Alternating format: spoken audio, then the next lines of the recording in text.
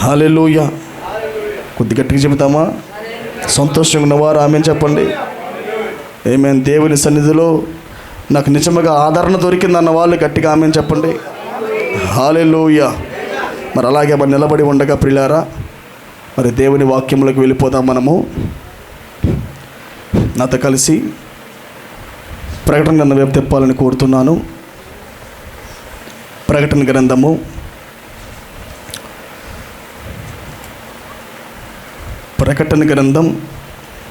17వ అధ్యాయము 10 నుండి చదువుకుందాము. ప్రకటన గ్రంథము 17వ అధ్యాయము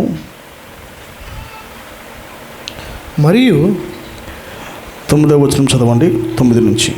ఇందులో జ్ఞానము గల మనసు కనబడును.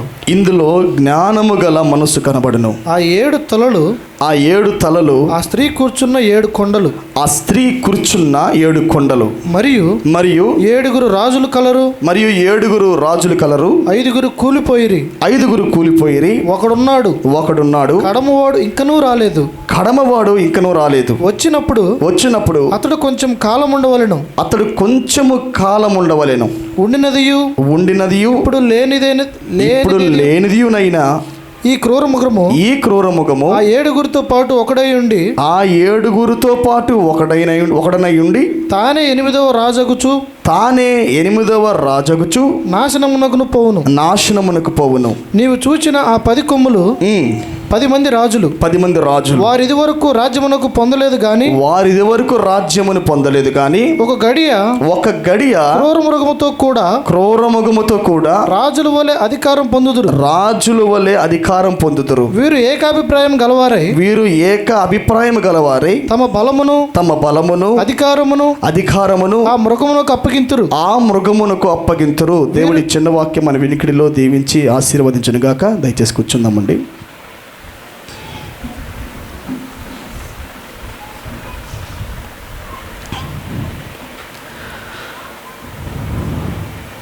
Praise the lord. హల్లెలూయా. దేవుని పరిశుద్ధ నామానికే మహిమ కలుగును గాక. మరి రాత్రి కాలమందు కూడి వచ్చిన మీ అందరికీ కూడా ప్రభువు యేసుక్రీస్తు నామములో నా శుభాలు మరియు నా ప్రత్యేకమైన వందనాలు తెలియజేస్తూ ఉన్నాను. God bless you. ఈ రాత్రి కాలమందు నిశ్చయంగా మనలందరినీ ప్రభు దీవించును గాక. హల్లెలూయా. చాలా మంచిది ప్రియులారా. మరి మరొకసారి ప్రభు సన్నిధిలో ఉండటం చాలా సంతోషం. ఆమేన్. మరి చిన్నపిల్లలను జాగ్రత్తగా పెట్టుకోండి. ఎటువంటి నాయిస్ రాకూడదు. చాలా జాగ్రత్తగా మర్యాద కలిగి ఉన్నప్పుడు దేవుడు నిశ్చయంగా మనతో కదిలాడతాడు. హల్లెలూయా. ఎంతమంది సంతోషంగా ఉన్నారు? ఆమేన్. ఈ రాత్రి కాలం నిశ్చయంగా దేవుడు మనతో మాట్లాడును గాక. హల్లెలూయా. కొద్ది నిమిషాలు దేవుడు మనతో కొన్ని లేఖనాల ద్వారా ఆయన మాట్లాడాలని కోరుకుంటున్నాను. ఆమేన్. ఎంతమంది ఆశ కలిగి వచ్చారు పిల్లారా? వాక్యం వినడానికి ఆశ కలిగి వచ్చారా? ఆమేన్. హల్లెలూయా.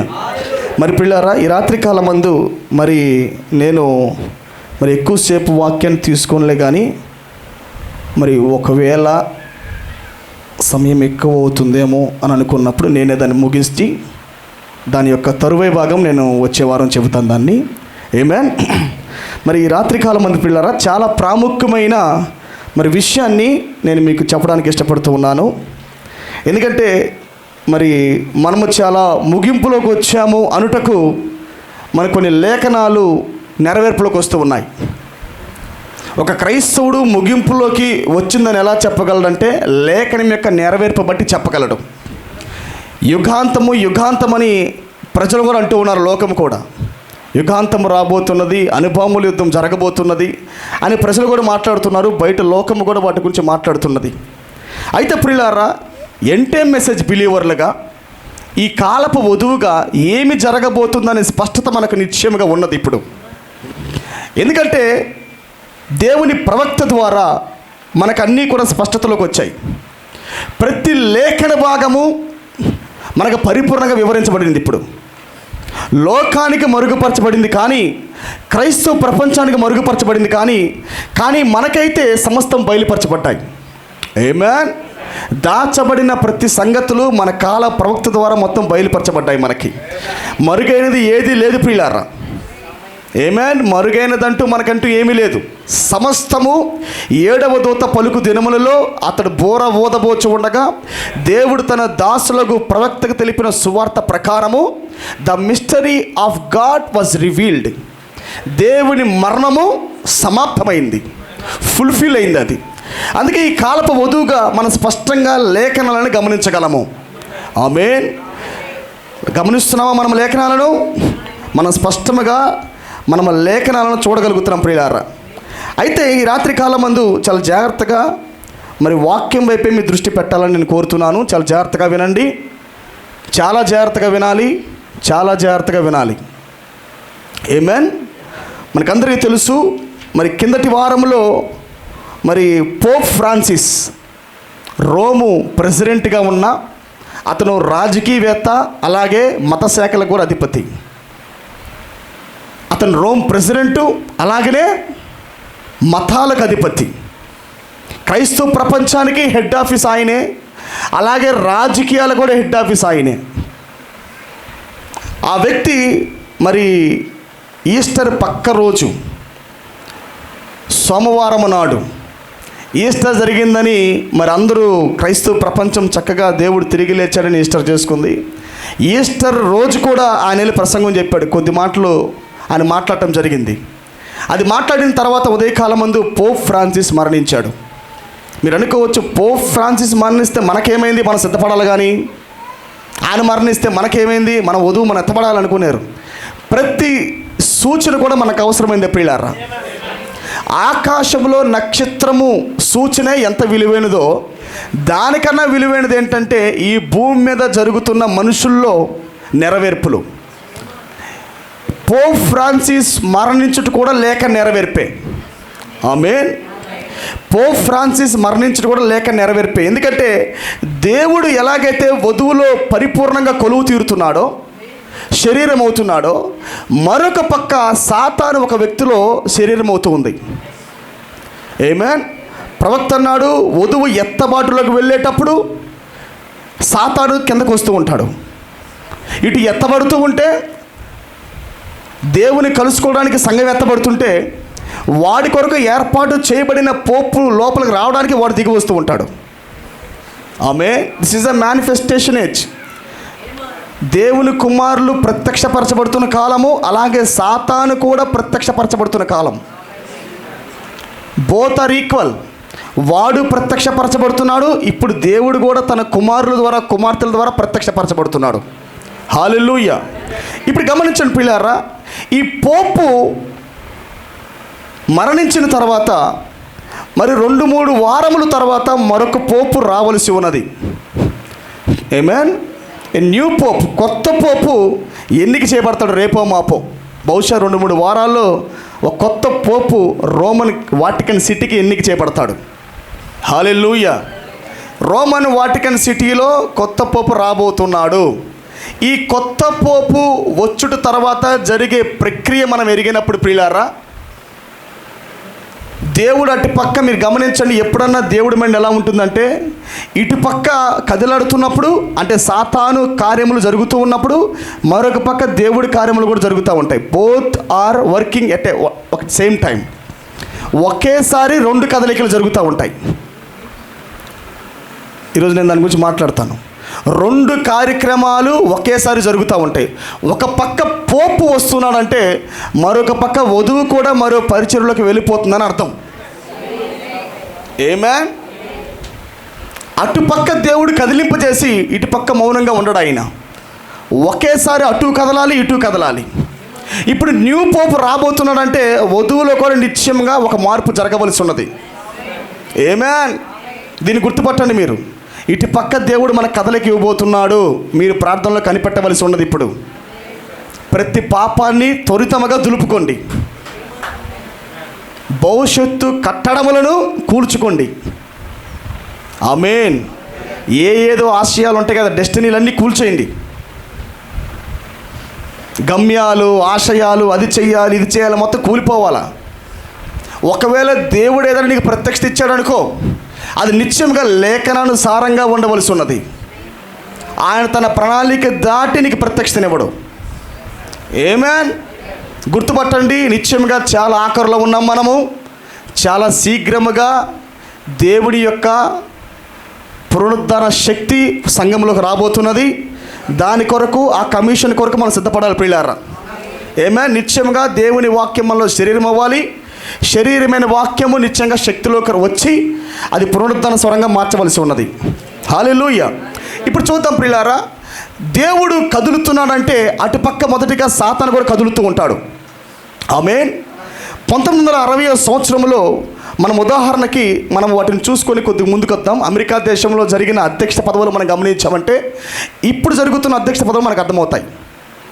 అమెరికా దేశంలో కొద్దిగా నాకు మరి బోర్డు నేను రాస్తాను, చక్కగా మీరు చూడండి, మీకు అర్థమవుతాయి. అమెరికా దేశంలో నేను దాన్ని రాసుకొని కూడా వచ్చాను. నేను కొన్ని సంగతులు నేను మరి దేవుడు నాకు ఇచ్చిన కొన్ని ఆలోచనలు నేను రాసుకుంటూ వచ్చాను, ప్రవక్త చెప్పినవే. ఆమేన్. మరి 1776వ సంవత్సరంలో అమెరికా దేశము ఒక ప్రొటెస్టెంట్ దేశంగా స్థాపించబడింది ప్రియులారా. చాలా జాగ్రత్తగా వినండి. అమెరికా దేశమునకు రోమన్ క్యాథలిక్కు పరిపూర్ణ లింక్ ఉన్నది. అమెరికాతో మరి రోమన్ క్యాథలిక్ ఒక పని చేయాలంటే నిశ్చయముగా అమెరికా ద్వారా పనిచేస్తుంది అది. ఆమేన్. రోమన్ క్యాథలిక్ పని చేయాలంటే రోమన్ కదిలినప్పుడు అమెరికా దానికి సపోర్ట్ చేస్తుంది. 13వ అధ్యాయం మనం గమనించామంటే గొర్రె పిల్లగా 2 కొమ్ములు పెట్టుకొని ఉంది అది. ఒకటి సివిల్ అంటే ఒకటేమో రాజకీయం, ఒకటేమో మతము. అది మతముతో ఉంది, అలాగే రాజకీయంతో కూడా ఉంది. హల్లెలూయా. భూరాజులందరినీ అది ఏం చేస్తుంది? రోమన్ క్యాథలిక్ ఒక సిద్ధాంతం వైపు తిప్పుతుంది. అది ఒత్తిడి పెడుతూ ఒక బలమైన ఒత్తిడి అమెరికా తీసుకొని వచ్చి రాజ్యాలన్నిటినీ ఒకవైపు తిప్పబోతుంది అది. ఆమేన్. ఒకసారి గమనించండి, 1776వ సంవత్సరంలో అమెరికా దేశము అది రోమన్ దేశం కాదు కానీ ప్రొటెస్టెంట్ దేశం. అది ప్రవక్త అన్నాడు, ఇజ్రాయేల్ దేశం ఎలాగైతే మరి ప్రారంభంలో వాళ్ళు భక్తి కొరకు, ప్రభువా మేము ఐగుప్తు దేశంలో ఉండలేకపోతున్నాం నాయన, ఐగుప్తు దేశంలో ఉండలేకపోతున్నాం తండ్రి, మాకు ఉజ్జీవం కావాలి ప్రభువా, మాకు రివైవల్ కావాలి ప్రభు అని ప్రార్థించినప్పుడు దేవుడు ఒక విమోచకుని పైకి లేపాడు, రిడీమర్ని. ఆయన మోషేని లేపాడు. ఆయన మోషే పైకి లేసినప్పుడు దేవుడు ఒక మార్గాన్ని ఏర్పాటు చేసి ఇజ్రాయేల్ ప్రజలను ఆయన దేశంలోంచి దేశానికి లాగాడు బయటికి. దేశంలో ఉన్న దేశాన్ని బయటికి లాగాడు ఆయన. ఐగుప్తు దేశంలోంచి ఇజ్రాయేల్ దేశం బయటికి వచ్చింది. ఆమేన్. అప్పుడు ప్రారంభంలో వాళ్ళు చాలా బలంగా ఉన్నారు పిల్లారా. ప్రారంభంలో బాగా మండుతున్నారు. మరి వాళ్ళు ఈ జాషువా అనాయింటింగ్ ద్వారా వాళ్ళు సొంత భూములకు వెళ్ళినప్పుడు కూడా, యెరూషలేములోకి వెళ్ళినప్పుడు కూడా, వాగ్దాన భూమిలో ఉండినప్పుడు కూడా వాళ్ళు చాలా పర్ఫెక్ట్గానే ఉన్నారు వాళ్ళు. ఆమేన్. మరి దాని తర్వాత వచ్చిన రాజులు, దావీదు రాజు కావచ్చు, సొలొమోను రాజు కావచ్చు, ఆమేన్, ఇంకా యెహోషాపాతు కావచ్చు, మరి కొంతమంది రాజుల ద్వారా మంచి పరిపాలన ఇజ్రాయెల్ ప్రజలకు జరిగింది. మంచి రూలర్స్ యెరూషలేములో పైకి లేచారు. మరి భక్తి చాలా బాగా ముందుకు సాగుతుంది, పరిపూర్ణంగా బాగానే ఉన్నారు. సేమ్ ఎలాగైతే మరి ఆనాడు భక్తిపూర్వకంగా ప్రారంభించబడిన దేశం ఎలాగైతే చివరికి పతనమైపోయిందో, ప్రవక్త ఏమన్నాడంటే, ఎప్పుడైతే సంఘము విగ్రహారాధనతో ముడివేయబడిందో అది వెంటనే పతనంలోకి వెళ్ళిపోయింది అన్నాడు. అంటే ఆహాబు యెజబేల్ని వివాహం చేసుకుంటా అన్నాడు. అప్పుడు యెజబేలు విగ్రహారాధికురాలు, ఐడల్ట్రీ. క్రిస్టియానిటీ ఐడల్ట్రీ వివాహం చేసుకున్నది. ఆమేన్. ఆహాబు యెజబేలుని వివాహం చేసుకున్నాడు. ఈ 2 వివాహం చేయబడినప్పుడు ప్రవక్త అంటున్నాడు, అది చీకటి కాలం అన్నాడు, అది తుయితేర సంఘకాలం అన్నాడు, డార్కెస్ట్ ఏజ్ అన్నాడు. అది ఆ సమయంలో ఏలియా భూమి మీద ఉన్నాడు. ఆహాబు యెజబేలు ఐక్యపరచబడి వివాహం చేయబడినప్పుడు అదే సమయంలో ఏలియా భూమి మీద ఉన్నాడు. ఆమేన్. ఏలియా ఎప్పుడు కూడా యెజబేలు మతానికి వ్యతిరేకంగా ఉంటాడు. ఆయన ఆహాబు మతానికి, యెజబేలు మతములకు, వ్యతిరేక సిద్ధాంతములకు, అంధకార ప్రపంచానికి, క్రైస్తవ ప్రపంచం అనే ముసుగులో ఉండి మరి సర్ప సంతానము ప్రాకుతూ ఉన్నప్పుడు ఏలియా నిత్యముగా ఆ ప్రాంతంలో పైకి లేచి గద్దిస్తాడు ఆయన. ఆమేన్. సేమ్ అలాగనే ప్రియులారా, అమెరికా దేశం కూడా ప్రారంభంలో మంచి ఉద్యమం కలిగి ఉంది. అది మరి క్రిస్టోఫర్ కొలంబస్ అనే వ్యక్తి అమెరికా దేశాన్ని కనిపెట్టాడని మనకందరికీ తెలిసింది. తెలుసు కదా, క్రిస్టోఫర్ కొలంబసే అమెరికా దేశాన్ని కనిపెట్టాడు. కనిపెట్టడం అంటే సముద్ర మార్గము అమెరికా దేశానికి కనిపెట్టాడు ఆయన అని వెళ్ళాడు. ఆయన నిజానికి ఆయన వెళ్ళాలనుకుంది ఇండియాకి. కొలంబస్ వెళ్ళాలనుకుంది ఇండియాకి వెళ్ళాలనుకున్న వ్యక్తి అది ఇండియా అనుకొని అమెరికాకి వెళ్ళిపోయాడు. అమెరికా ప్రాంతానికి వెళ్ళేసరికి అక్కడ ప్రజలను చూశాడు. అందుకే కొలంబస్ ఏమని పేరు పెట్టాడంటే వాళ్ళని ఇండియన్స్ అనుకొని రెడ్ ఇండియన్స్ అన్నాడు. అమెరికా దేశ ప్రజలను ఏమన్నాడు? రెడ్ ఇండియన్స్ అని. నిజానికి వాళ్ళు ఇండియన్స్ కాదు, వాళ్ళు అమెరికన్సే. కానీ కొలంబస్ వాళ్ళు ఇండియాకి వెళ్దాం అనుకున్న వాడు అమెరికాకి వెళ్ళాడు తెలియకుండా. ఆమేన్. గమనించండి పిల్లారా, ప్రవక్త అంటున్నాడు, దానియేలు 4 రాజ్యాలు గమనించాడు. కొద్దిగా ఇది చెప్పి నేను ముందుకి ఈ సబ్జెక్టులోకి వస్తాను. దానియేలు 4 రాజ్యాలు గమనించాడు. ఒకటేమో బబులోను, ఇంకోటేమో మాదీలు పార్షికుల రాజ్యం, 3వది గ్రీకుల రాజ్యం, 4వది రోమన్ రాజ్యం. ఈ 4 రాజ్యాలు 2 యూరప్ ఖండము, 2 ఆసియా ఖండం అయ్యి. 2 యూరప్ ఖండము, 2 ఆసియా ఖండము. దీన్ని దానియేలు మరి ప్రపంచంలో జరగబోతున్న రాజ్యాలను గమనించి ఆయన ఒక ప్రతిమను చూసి మొత్తం ఆయన రాయటం ప్రారంభించాడు దానియేలు. ఆమేన్. కానీ ప్రియులారా, మనం యోహాను గమనించినప్పుడు యోహాను కేవలం 4 రాజ్యాలు మాత్రమే చూడలేదు, కానీ యోహాను మరో రాజ్యాన్ని చూశాడు. ఇదే చాలా మర్మంగా ఉన్నది. ఆమేన్. అప్పటికి ఈ అమెరికా రాజ్యము ఇంకా డిస్కవర్ చేయబడాల, కనిపెట్టబడాల. ఇవి రాస్తున్నప్పుడు, ఇవి చూస్తున్నప్పుడు అప్పటికి ఇంకా రోమన్ రాజ్యం జరుగుతున్నప్పటికీ ఇంకా అమెరికా దేశము గుర్తించబడాల, డిస్కవర్ చేయబడాల, గుర్తించబడాల. అది యోహాను దేని చూస్తున్నాడు? ప్రకటన గ్రంథంలో 13వ అధ్యాయంలో రాయబడిన మృగాన్ని చూస్తున్నాడు. ఒక కొత్త మృగాన్ని ఇక్కడ యోహాను గమనిస్తున్నాడు. దేవుడు దాచుకున్న దాన్ని వ్యక్తపరుస్తున్నాడు యోహానికి. దీన్ని దానియేలు చూడాల. దానియేలు చూసింది కేవలం రోమన్ రాజ్యాన్ని మాత్రమే. కానీ రోమన్ రాజ్యం పని చేయాలంటే రోమన్ రాజ్యం కన్నా అమెరికా ఉన్నది. అర్థమవుతుందా మీకు? రోమను అమెరికా ద్వారా పనిచేయుచున్నది. దీన్ని యోహాను గమనించాడు. ఆమేన్. ఏంటి దర్శనములో అక్కడ ఒక రకంగా ఉంది, ఇక్కడ ఒక రకంగా ఉంది. దేవుడు దానియేలుకి బయలుపరిచినట్టుగా యోహానికి బయలుపరచడం లేదు. అని కొద్ది వ్యత్యాసంగా బయలుపరుస్తున్నాడు, ఇంకొద్ది రహస్యాలు బయలుపరుస్తున్నాడు. ఆమేన్. జరగబోతున్న స్పష్టమైన బయలుపాటు 5 రాజ్యాలు చూశాడు ఆయన. దానియేలు సా ఓన్లీ 4 కింగ్డమ్స్. క్రూరముఖము పనిచేయుచున్నది యోహాను గమనించాడు. హల్లెలూయా. ఇప్పుడు చూద్దాము ఈ అమెరికా దేశంలో ప్రియులారా, ప్రారంభంలో జార్జ్ వాషింగ్టన్ మరి ప్రెసిడెంట్గా ఉన్నప్పుడు మరి వాళ్ళు కూడా మంచి భక్తిపరులుగా ముందుకు సాగారు. సెకండ్ అబ్రహాం లింకన్ వచ్చాడు, చాలా పవర్ఫుల్గా సాగింది. నిదానముగా ఎప్పుడైతే సంఘము, ప్రొటెస్టెంట్ సంఘము, గమనించాలి ఇప్పుడు 1776 సంవత్సరంలో ప్రొటెస్టెంట్ సంఘముగా అది స్థాపించబడింది. దరిదాపుగా 184 సంవత్సరాల దాకా అది సంఘము ప్రొటెస్టెంట్ లాగే ఉంది. ఆమేన్. రివైవల్గా ఉంది. అబ్రహాం లింకన్, జార్జ్ వాషింగ్టన్, ఇంకా కొంతమంది ప్రెసిడెంట్ల ద్వారా మంచి పవర్ఫుల్ సంఘంగా ముందుకు సాగుతుంది. అయితే కరెక్ట్గా ఎగ్జాక్ట్గా ప్రవక్త ఉన్న సమయంలోనే 1776 సంవత్సరంలో ప్రొటెస్టెంట్లుగా ఉన్నారు వీళ్ళు.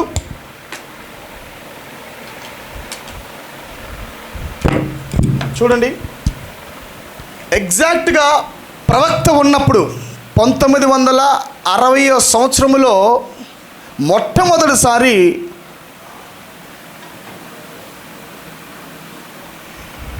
రోమన్ బ్యాక్గ్రౌండ్ కలిగిన వ్యక్తి ప్రెసిడెంట్ అయ్యాడు. ప్రొటెస్టెంట్ సామ్రాజ్యము కాస్త, ప్రొటెస్టెంట్ భక్తి కాస్త, వైరాగ్యం కలిగిన భక్తి కాస్త, ఆహాబు ఎలాగైతే వెళ్ళి యెజబెల్ని చేసుకున్నాడో, ఇప్పుడు అమెరికా దేశంలో ఏలవలసిన ప్రొటెస్టెంట్లు కాస్త రోమన్ క్యాథలిక్ బ్యాక్గ్రౌండ్ కలిగిన వ్యక్తి వచ్చి ఏలాడు. ఆమేన్.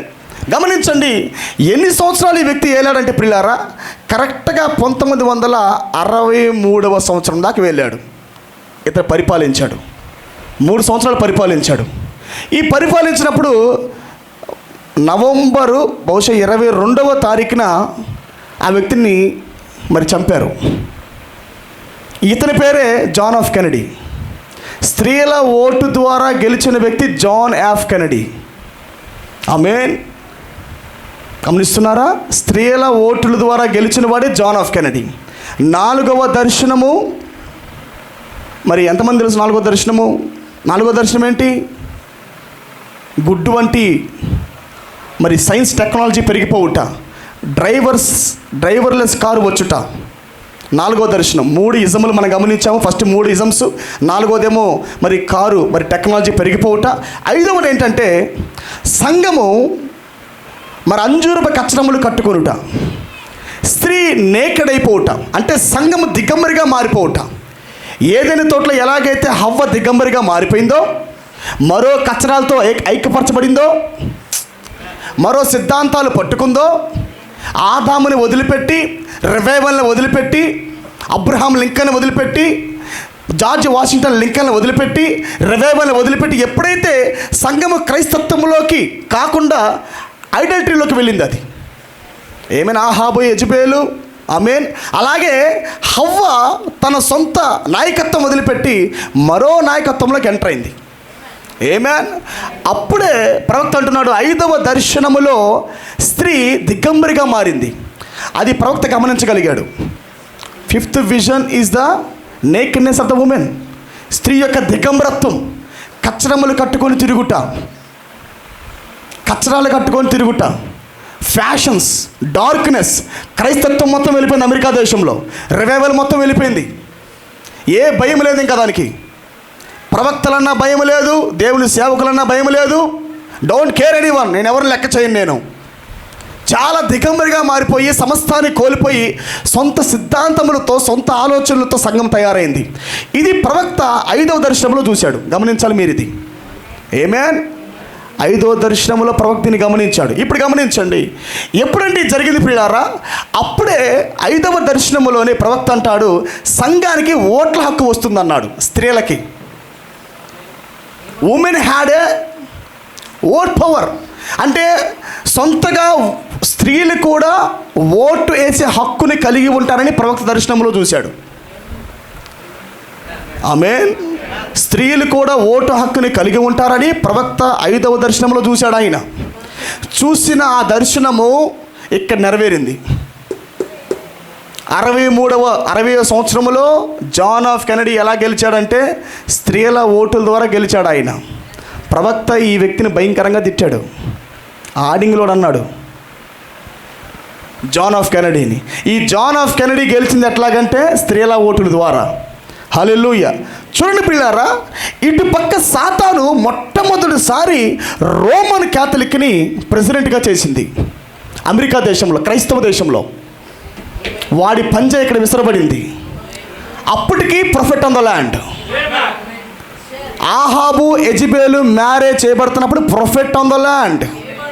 ఏలియా ఆనాడు భూమి మీద ఉండినట్లుగానే రోమన్ క్యాథలిక్ వచ్చి ప్రెసిడెంట్గా ఇక్కడ పరిపాలిస్తున్నప్పుడు నిజమైన ఏలియా ఆత్మ కలిగిన విలియం బ్రానం భూమి మీద ఉన్నాడు. ఆయన హల్లెలూయా.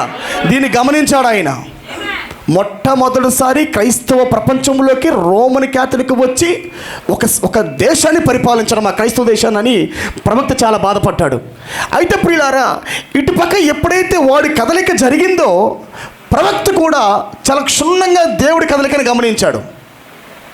ఆమేన్. ఎప్పుడైతే వాడు దిగి వచ్చి ఒక మనిషిలోకి ఇంకోర్నేట్ అయి పరిపాలిస్తున్నాడో అదే సమయానికి అదే 63వ సంవత్సరంలో మార్చి నెలలో ప్రభు దిగొచ్చాడు. ఆయన ముద్రలు తెచ్చాడు. ఆయన సేమ్ ఇయర్ ఎప్పుడైతే John F Kennedy Roman Catholic ప్రెసిడెంట్గా ఉండి పరిపాలిస్తున్నాడో అదే సంవత్సరానికి దేవుడు రంగం మీదకి వచ్చి ముద్రలు తెరిచాడు. ఆయన సంఘానికి నిజమైన బయలు పట్టించాడు. ఆయన ఒకసారి ఆహాబును చూడండి, యెజబెలును చూడండి. వాళ్ళు ఫాల్స్ ప్రొఫెట్స్, వాళ్ళు చేస్తున్న బోధ రాంగ్ బోధ అది అని వాక్యం తెరిచాడు. ఆయన ఎప్పుడైతే ముద్రలు బయలుపరచబడ్డాయో ప్రవక్త అన్నాడు యెజబెలు మతమని ప్రకటించాడు. ఆయన యెజబెలు మతము, సర్ప సంతానము. హల్లెలూయా. ముద్రలు ప్రకటించుకుంటూ వచ్చాడు. ఆయన ఎక్కడ ప్రకటిస్తున్నాడు? సొంత దేశంలో ప్రాకుతున్నదాన్ని గమనించాడు. ఇన్ ద హోమ్ ల్యాండ్, తన సొంత దేశంలో వాడు ప్రాకుతున్న దాన్ని ప్రవక్త క్షుణ్ణంగా గమనించాడు దాన్ని. హల్లెలూయా.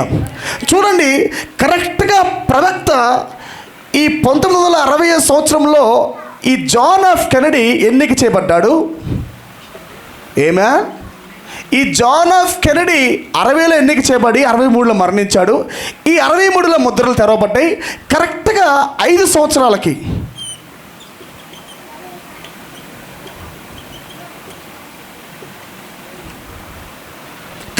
ప్రియులారా 5 సంవత్సరాలకి ప్రవక్త మరణించాడు.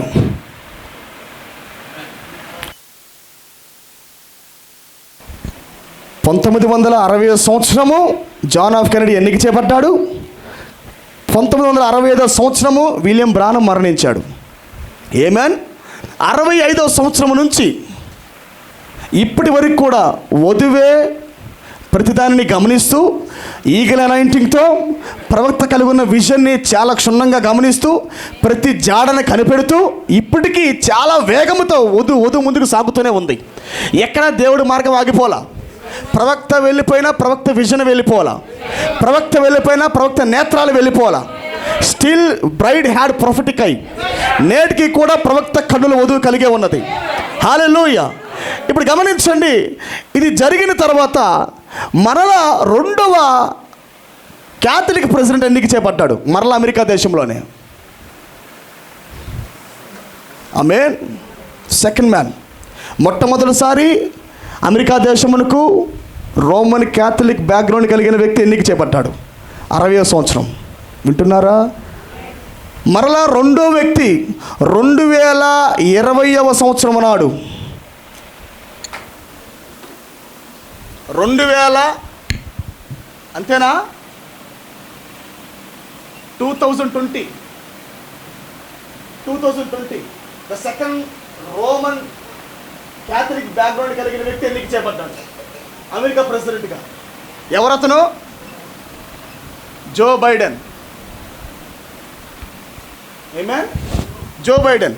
ఈ వ్యక్తి వధువు కాలంలో ఎన్నిక చేయబడ్డాడు. It is a sign. మీరు గుర్తుపట్టాలి. చాలా ప్రాముఖ్యం ఇది. ఆమేన్.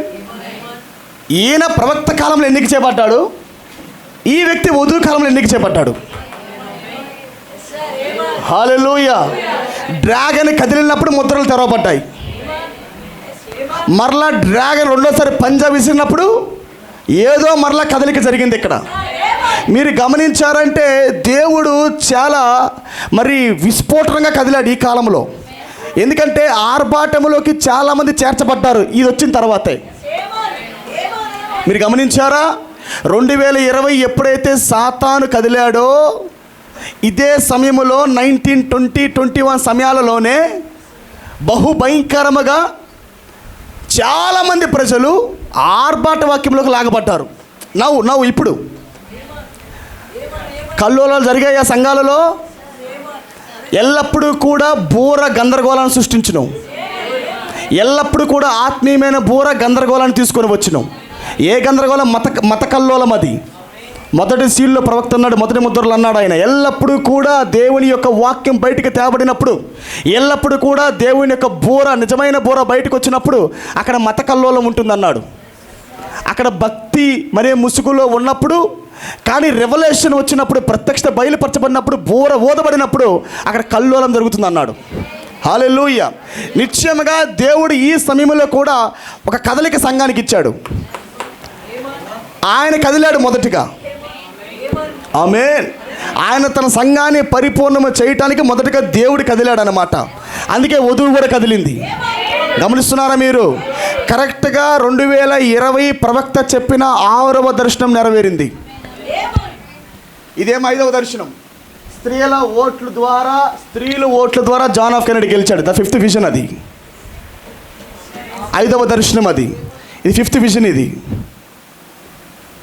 ఆమేన్. Joe Biden Roman Catholic background కలిగిన వ్యక్తి పరిపాలించుట, ప్రెసిడెంట్ అవుట. అలాగే ప్రవక్త అన్నాడు 6వ దర్శనం ఆయన పోలుస్తూ, ఆయన మాట్లాడుతూ, ఒక అమెరికాలో వైస్ ప్రెసిడెంట్ కానీ పర్పుల్ డ్రెస్ చేసుకొని ఒక అందమైన స్త్రీ పరిపాలిస్తుంది అన్నాడు. ఆమె పైకి లేస్తుంది అన్నాడు. ఆమేన్. కమలా హ్యారిస్ మనం చూసాము 2020 సంవత్సరంలో ప్రవక్త చెప్పిన ఎగ్జాక్ట్ ప్రవచనం ప్రకారముగా మనం గమనిస్తూ ఉన్నప్పుడు ఆమె పర్పుల్ డ్రెస్ వేసుకొని అదే చేష్టాలతో ప్రవక్త ఏ విధంగా అయితే చెప్పాడో అలాగనే వచ్చాము స్పీచ్ ఇచ్చింది. That is the 6th vision. అది 6వ దర్శనం. అది 7వ దర్శనం అంటే అమెరికా మీద అణుబాంబులు పడుట. నేను వెనక్కి తిరిగి చూచినప్పుడు అమెరికా కాలిపోయేను బూడిదైపోనని ప్రవక్త ప్రవచించాడు. ప్రవక్త దర్శనంలో చూశాడు. అమెరికా బూడిదైపోవుట, అమెరికా అణుబాంబుల చేత కాలిపోవటని ప్రవక్త గమనించాడు. 7th విజన్ అది. హల్లెలూయా. మనం ఎక్కడున్నామంటే 6వ దర్శనానికి 7వ దర్శనానికి మధ్యలో ఉన్నాం మనము. అంటే 2 అయ్యోకి 3 అయ్యోకి మధ్యలో ఉన్నాం మనము. గమనిస్తున్నారా? We are the end of the road. మనము ఎంత మహిమకరమైన ప్రజలమంటే అది ఎవ్వరూ చెప్పలేనంత గొప్పదన్నమాట. మనల్ని ఎవరైనా గమనించారంటే పితరులు వాట్ ఏ గ్లోరియస్ పీపుల్ అంటారు వాళ్ళు మనల్ని చూసి. ఇంకో మాట చెప్పాలంటే ఎన్నికలో లేని వాడికి ఇది భయంకరమైన దినాలు ఇవి. ఎన్నికలో లేని వాడికి బహుశా ఈ కాలంలో పుట్టకపోతేనే బాగుండాలి. అలాంటి వాళ్ళు భయంకరమైన తెగులు రాబోతున్న కాలం ఇది. భయంకరమైన ఉగ్రత రాబోతున్న కాలం ఇది. హల్లెలూయా. ఎన్నికలు ఉన్నవాడైతే హ్యాపీగా ఉండే కాలం ఇది. గమనించండి పిల్లారా, కరెక్ట్గా 2020 నాడు John F Kennedy Joe Biden ఎన్నిక చేపట్టాడు. రోమన్ క్యాథలిక్ ప్రెసిడెంట్గా బ్యాక్గ్రౌండ్ కలిగిన వాడిగా అమెరికా ప్రెసిడెంట్గా ఎన్నిక చేపట్టాడు. ఏమేన్ ఓకేనా? ఇది 6th విజన్లో. ఏమేన్ 6th విజన్లో కమలా హ్యారిస్. హల్లెలూయా. కమలా హ్యారిస్ ఎన్నిక చేయబడింది ప్రవక్త చెప్పిన దర్శన ప్రకారముగా. ఇప్పుడు కరెక్ట్గా 2020 నుంచి 2025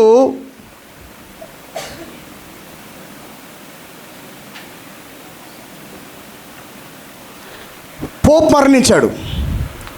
కరెక్ట్గా ఈ వ్యక్తి వచ్చిన 5 ఏళ్ళకి ప్రవక్త మరణించాడు. 5th విజన్ జరిగిన 5 సంవత్సరాలకి ప్రవక్త మరణించాడు. 6th విజన్ జరిగిన 5 ఏళ్లకు పోప్ మరణించాడు. ప్రవక్త మరణించడమే వధువుకు చాలా దగ్గర సూచన. మేఘం రావటమే దగ్గర సూచన. ఇంకా అయిపోబోతుందంటే రుజువు అది. ఇప్పుడు ఆ తర్వాత 6వ దర్శనం ఇంకా దగ్గర సూచన. వింటున్నారా మీరు? 6వ దర్శనం నెరవేరటం అనేది ఇంకా దగ్గర సూచన. ఇంకో విషయం ఏంటంటే పోపు మరణించడం అనేది ఇంకా దగ్గర సూచన. దేవుని ఎత్తబాటు జరగబోతుందని, రేపో మాపో నిశ్చయంగా మన దేహాలు మార్చబడబోతున్నట్టు రుజువు ఏంటంటే ఇవే పిల్లల సూచనలు. ఇవన్నీ సూచనలు. ఇవి జరుగుతున్న ప్రతిదీ కూడా ఇది మనకని మీరు గుర్తుపట్టాలా. హల్లెలూయా. ఎవరికో కాదు, ఇవి మనకే. ఇవి గుర్తుపట్టండి మీరు. లోకానికి వీటి గురించి తెలియదు. క్రైస్తవ ప్రపంచానికి వీటి గురించిన బయలుపాటు లేదు. ఏమేన్. కానీ దేవుని యొక్క మహాకృపను బట్టి మనకు ఆయన బయలుపాటు ఇచ్చాడు. వీటిని మీరు పోగొట్టుకోవద్దు, వీటిని మీరు మిస్ కావద్దు ప్రియులారా. ఇవన్నీ చాలా ప్రాముఖ్యం మనకి. హల్లెలూయా.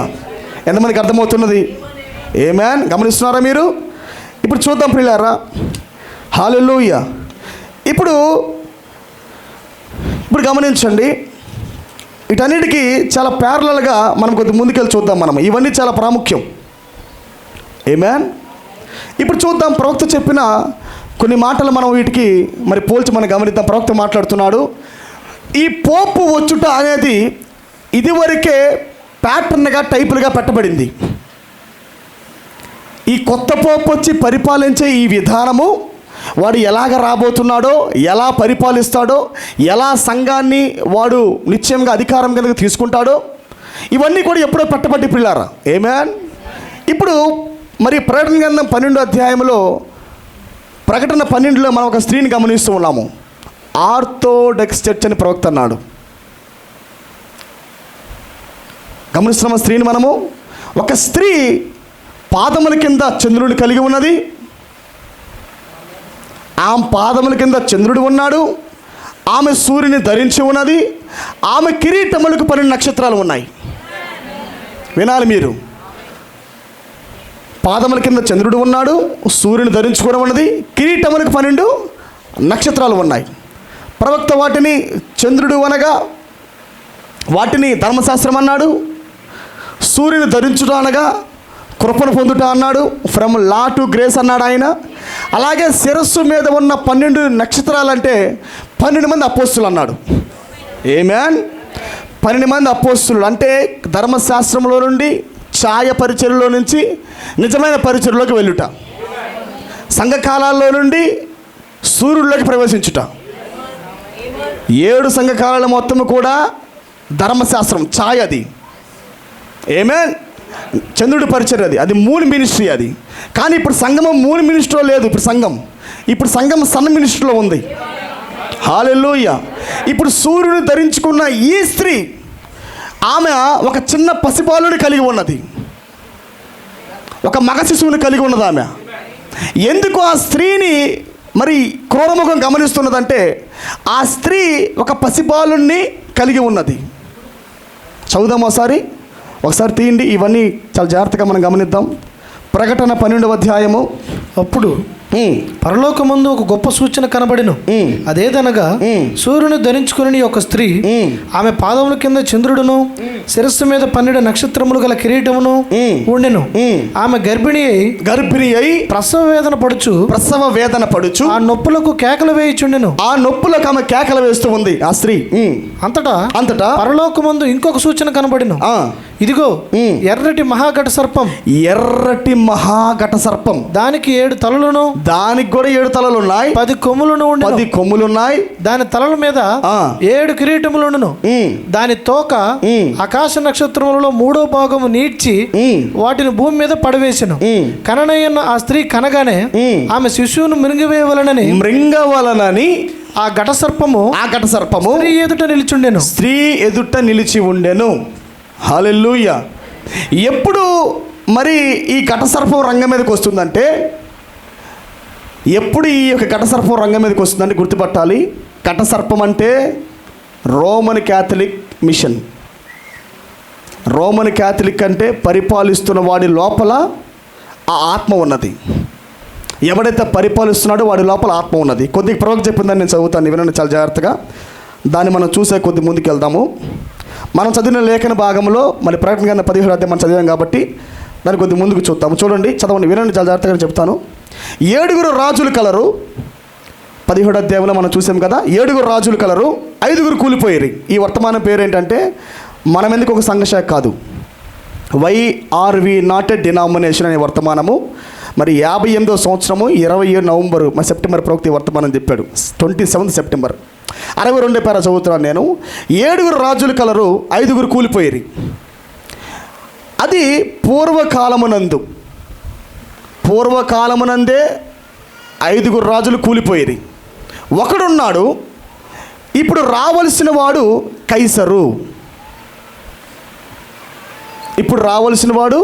కైసరు, మరియు కడమవాడు ఇంకనూ రాలేదు. అతడు హేరోదు, దుర్మార్గుడు.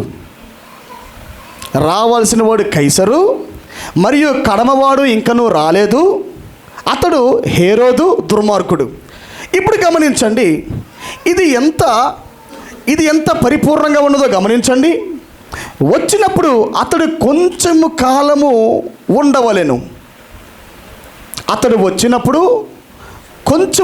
ఉండవలెను. హేరోదు ఎంతకాలము పరిపాలించనని ఎవరికన్నా తెలుసునా? నీకు తెలుసా? హేరోదు ఎంతకాలం పరిపాలించాడో మీకు తెలుసా? చెప్పాలి మీరు. తెలుసా మీకు? ప్రవక్త క్వశ్చన్ వేస్తున్నాడు. 6 నెలలు హేరోదు పరిపాలించిన కాలం ఎంతంటే 6 నెలలు. అతడే తన తల్లిని ఒక చెట్టుకు కట్టి గుర్రము ద్వారా వీధులలో ఈడ్చుకుని వెళ్ళి నగరమును కాల్చివేసి తాను చేసిన నేరమును క్రైస్తవులపై మోపెను. మరియు వారు నగరమును కాల్చివేచుండగా కొండ పక్కన కూర్చొని సారంగి లేదా ఫిడేలు వాయించుచూ ఉండెను. 6 నెలలు చూడండి, చాలా కొంతకాలం మాత్రమే హేరోదు పరిపాలిస్తున్నాడు ఇక్కడ. ఇప్పుడు గమనించండి, అతడు ఎంత దుర్మార్గుడుగా ఉండెనో చూడండి. హల్లెలూయా. ఇప్పుడు చూడండి ప్రియులారా, ప్రవక్త అంటున్నాడు పరిపాలిస్తున్న ఈ వ్యక్తి కేవలము కొంతకాలం మాత్రమే ఉండాలి. ఆమేన్. ఎప్పుడు ఈ కొంతకాలం పరిచర్య జరుగుతుందంటే, ఆ స్త్రీ ప్రసవ వేదన పడుచు పిల్లవాడిని కంటూ ఉండగా ఆ ప్రసవ వేదన పడుతున్న స్త్రీ ఎదుటికి వచ్చి ఆ క్రూరముఖం నిలబడింది. ఆ క్రూరముఖమే ప్రవక్త మాట్లాడుతున్న హేరోదు రాజు. ఆమేన్. గమనించండి, హేరోదు రాజు రంగం మీద ఉన్నప్పుడు నిశ్చయముగా ఎన్నాళ్ళు పరిపాలన అంటే 6 నెలల పరిపాలన. చాలా తక్కువ కాలం మాత్రమే పరిపాలిస్తాడు ఆ వ్యక్తిని ప్రవక్త అన్నాడు. మనం బైబిల్లో కూడా గమనించవచ్చు, 6 నెలలు ఉంటుంది అక్కడ, ఓన్లీ 6 months. గమనించండి, ఇప్పుడు ఎప్పుడైతే నిజమైన అభిషక్తుడు భూమి మీద పుట్టాడో అప్పుడు దాకా చాలామంది ఛాయలుగా పుట్టారు. దావీదు పుట్టినప్పుడు వాడు వెళ్ళలా. గమనిస్తున్నారా? పౌలు పుట్టినప్పుడు వెళ్ళలా, ఐరేనే సంఘం పుట్టినప్పుడు వెళ్ళలా, మార్టిన్ సంఘం అప్పుడు వెళ్ళలా, వెస్లీ సంఘం అప్పుడు వెళ్ళలా, పెంతుకో సంఘం పుడుతున్నప్పుడు వెళ్ళలా.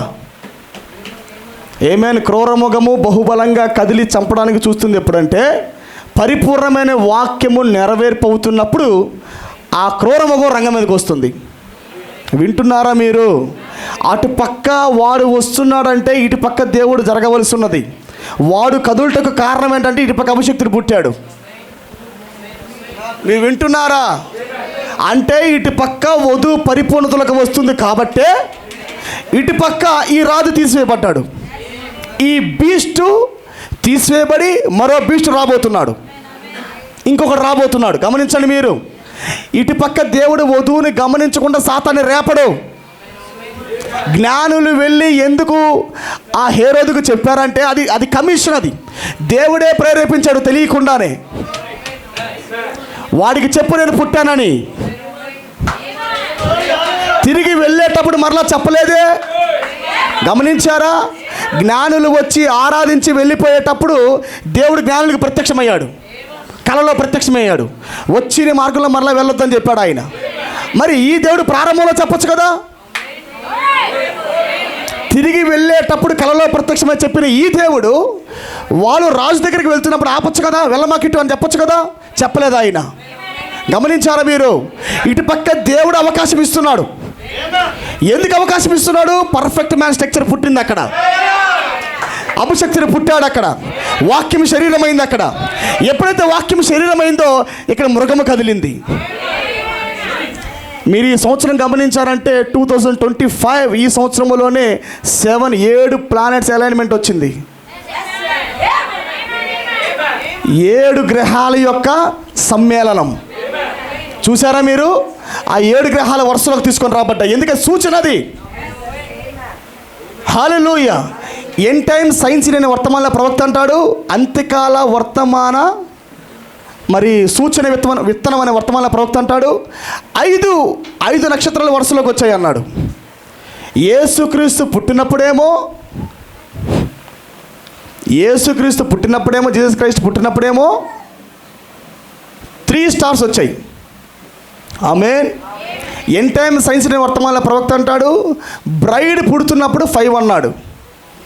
కానీ ఇది పుట్టే కాలం కాదు, ఇది పర్ఫెక్షన్ కాలం. ఇది మీకు అర్థమైందా? ఇది ఆనాడు వధువు పుడుతుందని ప్రవక్త గమనించాడు. Now the church was Born, braid was Born అన్నాడు.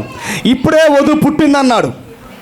సంఘం ఇప్పుడే మరి మరి మరి వాటిని ఏమంటారు, మరి సడ్లింగ్ వాటిని ఏమంటారు, వాటిని చిన్నపిల్లడు ఎలాగైతే దేక్కుంటూ వెళ్తాడో ఆ పరిచయం ముగిసిన తర్వాత బుడ్డి అడుగులు వేసుకుని నడుస్తాడు అనమాట. పర్ఫెక్ట్గా నడవలేడు, కానీ నడక మరి తడబడుతూ పడుతూ ఉంటుంది. అంటే వధువు పరిపూర్ణంగా నిలబడే స్థితికి ప్రవక్తున్నప్పుడు రాలా. తడబడుతుంది సంఘం, తడబడుతూ నడుస్తుంది సంఘం ఆ కాలంలో. అప్పుడే సంఘం పుట్టింది. ఆ పుట్టినప్పుడు 3 నక్షత్రాలు వరుసలోకి వచ్చాయి. గమనించండి, 5 వచ్చినాయి. హల్లెలూయా. యేసు పుట్టినప్పుడు 3, వధువు పుట్టినప్పుడు 5. ఆమేన్. నిజమైన సంఘం పుట్టినప్పుడు 5 వచ్చినాయి పిల్లారా. కానీ ఇప్పుడు సంఘం పరిపూర్ణమవుతుంది. ఇది హార్వెస్ట్ టైం, ఇది కోతకాలం. ఇది వాక్యము ద్వారా సంఘం పరిపూర్ణమవుతున్నప్పుడు దేవుడు నిత్యముగా మొదటి బైబిల్లో చూపించాలి. ఆయన ఆకాశములో దేవుడు చూపించకుండా ఏది కూడా భూమి మీద చెయ్యడు. ఆయన మొదటిగా ఆకాశంలో చూపించి ఆ తర్వాత భూమి మీద చేస్తాడు. ఆయన ఆకాశంలో మేఘము కనబడింది, ఆ తర్వాత ప్రవక్త మేఘంలోకి వెళ్ళాడు. That is a sign. శాస్త్రజ్ఞులు, సైంటిస్టులు దాన్ని ఫోటో తీశారు, దాన్ని కనిపెట్టారు వాళ్ళు. ఇది అతీతమైన మేఘమని ప్రపంచం కనిపెట్టింది. సూచన కనపడిందా? మరొక్కసారి వాళ్ళు ఏమనుకుంటున్నారు? కేవలం దాని మేఘమే అనుకుంటున్నారు. మెస్సయ్య కాలంలో కూడా మరి 3 నక్షత్రాలు వస్తే వాళ్ళని అతీతంగా చూస్తున్నారు. కానీ అతీతమైన దాని కింద జరుగుతున్న పరిచయం వాళ్ళకి తెలియదు, బట్ జ్ఞానులకు తెలుసు, ప్రపంచానికి కూడా తెలుసు. అక్కడ ఉన్న ఖగోళ శాస్త్రజ్ఞులకి మరి ఆ 3 నక్షత్రాలు వరుస వాళ్ళకు కూడా తెలుసు. చాలా అతీతంగా ఉంది అంటే ఏదో జరగబోతుందని వాళ్ళకు కూడా తెలుసు. ఆమేన్. కానీ దాని బ్యాక్గ్రౌండ్ వాళ్ళకి తెలియదు. హల్లెలూయా. కానీ ఇది జ్ఞానులకు తెలుసు ప్రియులారా. అలాగనే వధువు పుట్టేటప్పుడు కూడా మరి వరుసగా తేబడిన 5 నక్షత్రాలు ప్రపంచానికి కూడా తెలుసు. ఇది సూపర్ న్యాచురల్. ఎన్నో సంవత్సరాలకు కలిసే ఈ కలయిక ఇప్పుడు జరిగింది ఏంటబ్బా అని ప్రపంచం కూడా దాన్ని గమనించింది. అందరూ అనుకుంటున్నారు ప్రపంచం మొత్తం ఏంటిది 5 మరి నక్షత్రాలు రావటం ఏంటి? ఆమేన్. ఏదో ఉంది ఇక్కడ, ఏదో సూచన ఉందనుకుంటున్నారు. కానీ ప్రవక్త అన్నాడు వధువు పుట్టిందన్నాడు. నానా రకాలుగా ప్రపంచం మాట్లాడుకుంటూ ఉంటే, నానా రకాలుగా ప్రపంచం గలిబిలి చెందుతున్న ప్రవక్త అన్నాడు ప్రసంగం చెబుతూ, దట్ ఈస్ అ సైన్, అది సూచన అన్నాడు ఆయన. వధువు ఇప్పుడే పుట్టిందన్నాడు ఆయన. ముద్రలు ఇప్పుడే తెరవబడతాయి అన్నాడు ఆయన. హల్లెలూయా. అదే సమయంలో ప్రవక్త ముద్రలు పగలగొట్టాడు ఆయన. గమనిస్తున్నారా మీరు? ఇప్పుడు కూడా పిల్లారా 7 గ్రహాలు ఒక వరుసలోకి తేబడ్డాయి. ఆమేన్. చూడండి, ఇదే సంవత్సరము 2025 సంవత్సరంలో నాడే అవి కనబడ్డాయి. ఇదే సంవత్సరము పోప్ మరణించాడు. గమనిస్తున్నారా? పైన ఆకాశంలో చూపించాడు, కింద భూమి మీద జరిగించాడు. ఇటు పక్క ఆయన వధువు కూడా చూపిస్తాడు. ఆమేన్. పైన నక్షత్రాలు, కింద స్త్రీ గర్భం ధరించుకొని ఉన్నది, శిశువును కలిగి ఉన్నది, చంద్రుడి పరిచయంలోంచి సూర్యుడిలోకి వెళ్ళిపోయింది. ఆమేన్. ఎప్పుడైతే పుడుతుందని గమనించారో వెంటనే జ్ఞానులు వచ్చారు, క్రూరముగానికి చెప్పారు. క్రూరముగము ఆ పసిపిల్లవాడిని చంపడానికి ప్రయత్నం చేసింది. ఆమేన్. ఎప్పుడైతే ప్రయత్నాలు జరిగాయో దేవుని ఆత్మ కలలోకి వచ్చి యోసేపుకి ఏం చెప్పింది?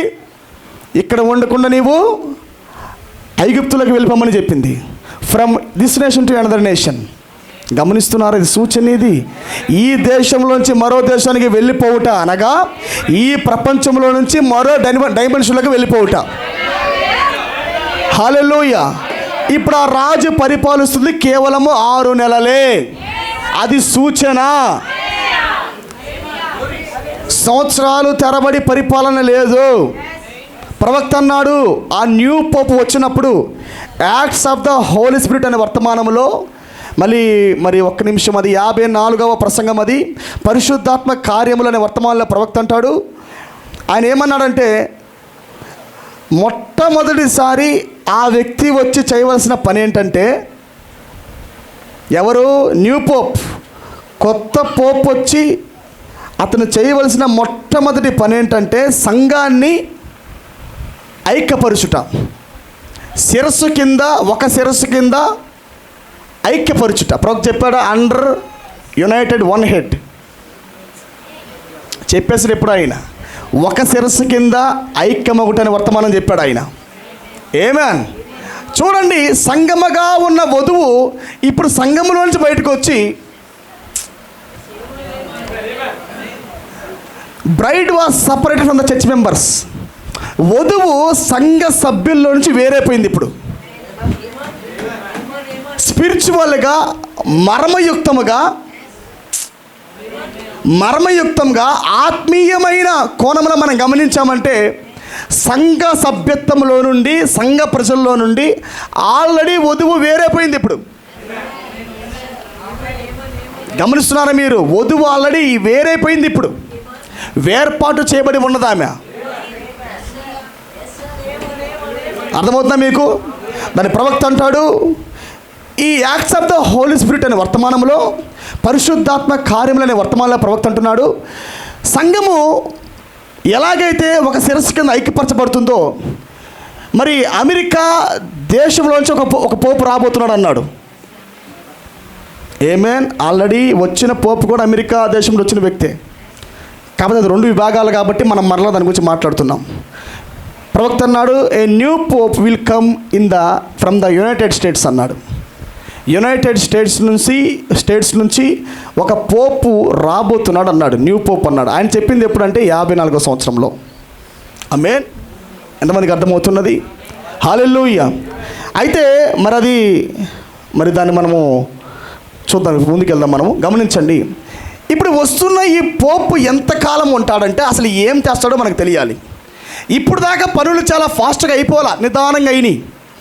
ఎందుకంటే ఇటు పక్క వధువు చెక్కబడకుండా అటు పక్క వాడు కదలకూడదు. అది దేవుడు రూల్. అది హల్లెలూయా. ఇటు పక్క వధువు పరిపూర్ణం అవ్వకుండా అటు పక్క దేవుడు సంఘాన్ని రేపడు. ఎవరిని? రోమన్ క్యాథలిక్ని రేపడు, క్రూరముగాని రేపడు ఆయన. ఇటు సంఘం పరిపూర్ణమవుతుంది కాబట్టే దేవుడు క్రూరముగాని రేపాడు. అర్థమైందా మీకు? ఇదివరకే నేను చెప్పేది వినండి మీరు. ఒక శిరస్సు కింద సంఘము ఐక్యమగుట అనగా వర్తమానంలోకి తేబడుట కాదు నేను మాట్లాడుతుంది. నా మీనింగ్ ఏంటంటే చర్చి మెంబర్స్ నుంచి ఆల్రెడీ వధువు సపరేట్ అయింది. ఎక్కడికి సపరేట్ అయింది? ఒక శిరస్సు కిందకి సపరేట్ అయింది. ఒక శిరస్సు కింద ఆల్రెడీ తన భార్య ఐక్యపరచబడింది. ఎప్పుడైతే ఈ ఐక్యత జరిగినదో ఆ తర్వాత ఆ ఐక్యత జరగాల. వింటున్నారా మీరు? ఎప్పుడైతే శిరస్సు శరీరము ఆత్మీయంగా అదృశ్య ఐక్యత జరుగుతుందో, ఇన్విజిబుల్ యూనియన్ ఆఫ్ గాడ్, అదృశ్య ఐక్యత ఎప్పుడైతే వధువుకు క్రీస్తుకు జరుగుతుందో, ఇది జరుగుతున్నప్పుడు అటుపక్క కూడా జరగాల. గమనిస్తున్నారా? ఇప్పుడు అటుపక్క రోమన్ క్యాథలిక్ అలాగే ప్రొటెస్టెంట్లు ఐక్యమవ్వాలా. ఇప్పుడు ఏమంటున్నారు అందరూ? అమ్మో మేరీ మాత తప్పు, రోమన్ క్యాథలిక్ తప్పు, సిద్ధాంతాలు తప్పు అంటున్నారు. ఎందుకంటే ఇంకా విజృంభించేవాడు రాలా. కొంతకాలం పరిపాలన చేస్తూ దుర్మార్గుడుగా ఉండే హేరోదు రాలా. హల్లెలూయా. వాడు మృగమై ఉండి వాడు రాజుగా పరిపాలిస్తాడు. వాడు హీఈస్ ద బీస్ట్. బైబిల్ చెబుతుంది అతని బీస్ట్, అతని 8వ వాడుగా ఉంటాడు. నిజానికి 7 మందే రాజులు, కానీ వీడు మృగము 7వ వాడు రాజు స్థానంలోకి వచ్చి 8వ వాడిగా పెత్తనం చేస్తాడు. అర్థమైందా మీకు? నిజానికి వాడి స్థానం కాదు అది, కానీ ఇప్పుడు మృగము దిగుతుంది. ఇప్పుడు దాకా రాజులు పరిపాలించారు సాధారణ విధానంలోనే. గమనించాలి, ఇప్పుడు దాకా జరిగిన ఆత్మీయమైన దుష్టత్వం చాలా తక్కువ. కానీ బైబిల్ సెలవిస్తున్నది, ఉండినదియు ఇప్పుడు లేనిదియునైనా ఆ క్రూరముఖము. అంటే ఇప్పుడు వస్తున్న ఈ పోపులోనే మేనిఫెస్టేషన్ అవుతున్నాడు వాడు. పరిపూర్ణమైన స్కెచ్, పరిపూర్ణమైన ప్రణాళిక ఇప్పుడు వీడి ద్వారా జరగబోతుంది వచ్చేవాడిలోనే. ఆ పోపు ఎప్పుడైతే వస్తాడో ప్రియులారా, ప్రవక్త అంటున్నాడు ద ఫస్ట్ థింగ్, ఆ వ్యక్తి 4 కార్యాలు చేయాలన్నాడు. మొట్టమొదటి కార్యం ఏంటంటే వాడు సంఘాలని ఐక్యం చేయాలన్నాడు. ఆమేన్. ఇప్పుడు హిందువులకి క్రైస్తవులకు ఉన్న తగాదలు ఇంకొండవు. మీరు గమనించారంటే, అమెరికాని మీరు గమనించారంటే ఆల్రెడీ మరి రష్యా ఎలాగైతే కమ్యూనిజం పట్టుకొని బలంగా ఉందో దేశం మొత్తము, అమెరికా కూడా మీరు చూశారంటే ఎవరి వారి దేశాలకు వెళ్ళిపోవాలి, మా దేశస్తులు మా దగ్గరే ఉండాలంటున్నారు. ఎందుకు? ఐక్యతలోకి రావాలంటే అందరు కలగలపగా ఉండకూడదు. ప్రస్తుతానికి 1 ఆర్డర్ రావాలి, 1 వరల్డ్ గవర్నమెంట్ రావాలి. అందుకే అమెరికా దేశంలో ఉన్న వాళ్ళందరూ కూడా భారతదేశానికి వచ్చేస్తున్నారు. అంటే మృగము కదులుతుంది, ప్రణాళిక కొద్దిగా ముందుకు సాగుతుంది. గమనిస్తున్నారా మీరు? ఇప్పుడు రేగిన ఈ కల్లోలము రేపన్నాక పరిపక్వతగా రాబోతున్నాయి. రేపన్నాక కల్లోలము హిందువులకి, ముస్లింలకో లేదా క్రైస్తవులకో ఉండదు. వారందరూ కూడా ఒక శిరస్సు కిందకు వస్తారు, యునైటెడ్ అండర్ 1 హెడ్. కాకపోతే నేను ఆ ఆత్మను నేను యేసుక్రీస్తు అంటున్నా, ఆ దేవుడు నేను యేసుక్రీస్తు అంటున్నా. మొన్న మరి సహోదరులు మాట్లాడారు నాతో, వాళ్ళ బాబాయ్ గారు నాతో మాట్లాడారు. సేమ్ ఆయన మాట్లాడుతున్నవన్నీ కూడా రేపన్నాక జరగబోతున్నాయి. అవి ఏంటంటే వీడు ఎలా మాయ చేస్తాడంటే, ఒకే దేవుడు, ప్రపంచానికి 16 దేవుళ్ళు లేరు, ఒకే దేవుడు. కాకపోతే నేను నా గ్రంథం ప్రకారంగా చూసినప్పుడు నా గ్రంథంలో ఆ దేవుడు యేసుక్రీస్తుగా ఉన్నాడు అని వీళ్ళని నమ్మిస్తాడు ప్రొటెస్టెంట్లను. గమనించాలి. హిందువులకి ఏం చెప్తాడంటే, మీరు మీ దేవుని నమ్మండి, నేనేమన్నాం, ఒకే దేవుడు. కాకపోతే మీరు ఆ దేవుడు ఎలా చూశారంటే ఆంజనేయ స్వామిగా చూశాడు. మీరు మీ కళ్ళతో ఆ వ్యక్తిని వినాయక స్వామిలాగా చూశారు. ఒకే దేవుడు, కాకపోతే మీరు ఆ విధానంలో ఆరాధిస్తున్నారు. ఇంకొకరిని పిలుస్తాడు మళ్ళీ ముస్లిమ్స్ని. ఈ యేసుక్రీస్తునే మీరు ఎలా ఆరాధిస్తున్నారంటే ఇదే ఒక్క దేవుడిని మీరు ముస్లింగా మరి అల్లాగా ఆరాధిస్తున్నారు. మనమందరం ఐక్యంగా ఉండాలంటే మత కల్లోలాలు ఉండకూడదు. శాంతి శాంతి శాంతి అని వాడు చాలా క్విక్గా ప్రపంచంలోకి రేపు త్వరితంగా ప్రాకుతాడు. ఎలాగైతే రాత్రికి రాత్రే దొంగ నోట్లు సీజ్ అయిపోయినాయో, 2000 నోట్లు ఎలాగైతే, గమనించారా, రాత్రికి రాత్రే మారిపోయినాయి నోట్లు, రద్దు అయిపోయినాయి నోట్లు. అలాగనే ప్రియులారా, ఈ వస్తున్న ఈ పోపు చాలా త్వరితంగా పనులు చేయబోతున్నాడు, చాలా త్వరితంగా. ఇప్పుడు దాకా ఆలస్యం చేయబడిందే మన కోసం, గుర్తుపట్టండి. ఇప్పుడు ఆలస్యం చేయబడుతుంది మన కోసమే. అందుకే అన్యులకు దేవుడు కాలాన్ని పెట్టుకోలా. మీకు అర్థమైనదా? ఇప్పుడు మనం ఏ కాలంలో ఉన్నాం? ఇది ఏ సంవత్సరం ఇది చెప్పండి? ఎంతది? 2025. మరి ఎప్పుడు ప్రారంభించబడింది ఎఫ్ఎస్ సంఘకాలం? అయ్యో 53వ సంవత్సరం. 53ఏనా? గట్టి చెప్పండి. అది కూడా 53. ఇవి అసలు రాయట్లేదమ్మ. ఇవి చూడండి, తర్వాత తెచ్చిపెట్టండి. అవి 53. ఓకేనా? ఈ 53వ సంవత్సరము నాడు ఎఫ్ఎసి కాలము ప్రారంభమైనది. ఓకేనా? అంటే సంఘకాలాలు ప్రారంభం ఎప్పుడైనా 53లో అయ్యాయి. వినాలి మీరు. ఇంతకు మనం ఇప్పుడు 2000 సంవత్సరాలు దాటామా, దాటలేదంటారా? దేవుని దృష్టిలో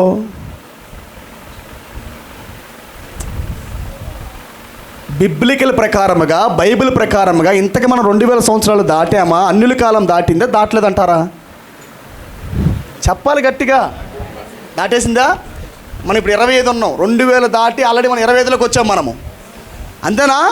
2000 సంవత్సరాలు దాటి 2025 సంవత్సరం మనం జీవిస్తున్నాం.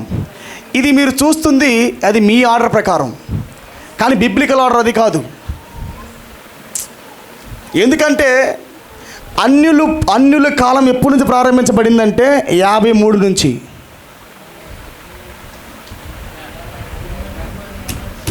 వర్తమానికుడి ద్వారా కాలం ప్రారంభమగును. అంతేనా? పౌలు, గమనించండి, ఇంకో మాట చెప్తాను నేను. వర్తమానికుడు లేట్గా వచ్చిన కాలం మాత్రం ముందుగానే ప్రారంభమైనది. అంతేనా? అన్యులు ముందు 7 సంఘకాలంలోనేనా? వింటున్నారా? 7 సంఘకాలాల్లోనే అన్యురాలు ఉన్నది. అన్యురాలు 2000 సంవత్సరాల పాటు ఉంటుందని బైబిల్ సెలవిస్తున్నది. యెహోవా మనల్ని చీల్చివేసెను, 2 దినముల తర్వాత మరలా ఆయన స్వస్థపరుస్తాడని బైబిల్ సెలవిస్తున్నది. ఎవరిని స్వస్థపరుస్తాడు మరలా ఆయన? ఎవరి గాయాలు కడతాడు? ఎవరిని స్వస్థపరుస్తాడు? యూదుల్ని స్వస్థపరుస్తాడు. యూదుల్ని మరలా ఆయన చేర్చుకుంటాడు. ఎప్పుడు చేర్చుకుంటాడు? 2 దినముల తర్వాత. 2 దినములు అంటే పేతురు పత్రికలో ఉన్నది. 1 దినం అంటే 1000 సంవత్సరాలు, 2 దినములు అంటే 2000 సంవత్సరాలు. ఆమేన్. 2000 సంవత్సరముల తర్వాత దేవుడు తన యూదుల్ని చేర్చుకుంటాడు. యెహోవానే చీల్చాడు, యెహోవానే గాయపరిచాడు, యెహోవానే దెబ్బలు కొట్టాడు. మరలా ఆ గొర్రెకు ఆయనే తేనె పూసి గాయాన్ని మరి బూడ్చి తన భుజాన వేసుకుంటాడు. దానికి కావాల్సిన సమయం ఎంతంటే 2000 సంవత్సరాలు, 2 దినములు. ఆమేన్. ఇప్పుడు గమనించండి, అన్యులు ఉన్నది ఎంతకాలం అంటే 7 సంఘకాలాల్లో ఉన్న కాలాన్ని మనం గమనించామంటే ఇంకా 2000 సంవత్సరాలు పూర్తి అవ్వలేదు ప్రియులారా. ఆమేన్. ఇంకా 2000 సంవత్సరాలు పూర్తి కాల. ఎందుకు నేను ఈ మాట చెప్పానంటే సంఘకాలము ద్వారా మాత్రమే అన్యుల కాలం ప్రారంభమైనది. పేతురు, యోహాను, యాకోబు వీళ్ళందరూ వర్తమానికులు కాదు అన్యులకి. వాళ్ళు సువార్త తీసుకెళ్లారు కానీ కాలానికి వర్తమానికుడు పౌలు. ఎఫెసీ కాలము నుంచే కాలం ప్రారంభమవును, గుర్తుపట్టండి. మీరు వింటున్నారా? ఎఫెసీ కాలం యొక్క ప్రారంభము నుంచే అన్యుల కాలం యొక్క ప్రారంభము. ఈ 53 సంవత్సరాల క్రితము 33 ఏళ్ల పాటు యేసుక్రీస్తు భూమి మీద ఉన్నాడు. వింటున్నారా? ఇది రాకడ. యూదులకి అలాగే సమరయులకు రాకడ. యేసుక్రీస్తు పుట్టుకతోనే క్రీస్తు శకం, పుట్టక మునుపు క్రీస్తు పూర్వం. అది బీసీ, ఇది ఏడి. శకాన్ని ఏడి అంటాం, క్రీస్తు పూర్వాన్ని బీసీ అంటాం. ఏమేన్? ఎప్పుడైతే క్రీస్తు పుట్టాడో ఆయన ఎంతకాలం భూమి మీద ఉన్నాడు? 33.5 సంవత్సరం ఉన్నాడు. అంతేనా? 3.5 సంవత్సరం దానియేలు 70 వారం ప్రకారంగా ఆయన 3.5 సంవత్సరం పరిచర్య చేశాడు. ఇది అన్యులు కాదు, ఇది అన్యులు కాదు ప్రియులారా. 33.5 సంవత్సరం జరిగింది, అన్యులకు కాదు. వింటున్నారా? ఆ తర్వాత ఇంకెంత సమయం ఉంది ఇక్కడ? 53 రావడానికి మునుపు ఇంకెంత ఉంది? దగ్గర 19.5 ఉంది. అంతేనా? ఈ 19.5 సంవత్సరాలు కూడా వాళ్ళు యూదులు మరి యెరూషలేములో ఉండి పరిచర్య చేస్తూ ఆ తర్వాత ప్రపంచానికి వెళ్ళి సువార్త ప్రకటించారు. కానీ ప్రవక్త గమనిస్తున్నప్పుడు ప్రవక్త కూడా రాసేటప్పుడు సంఘకాలాలు ఎలాగేసుకోవాలి? ఆయన బైబిల్ స్టడీలో వివరిస్తున్నప్పుడు, ప్రసంగం చెబుతున్నప్పుడు ఆయన కూడా బోర్డు మీద ఎలా రాసుకోవాలా? ఆయన కూడా తప్పు రాశాడు. సంఘకాలాలు, వర్తమానికుల పేర్లు తప్పులు రాశాడు. వర్తమానికుడి పేర్లు తప్పులు రాశాడు. అలాగే వర్తమానికుల యొక్క కాలాన్ని తప్పుకు రాశాడు. ఎఫెసీ కాలం కూడా తప్పుకు రాశాడు ఆయన.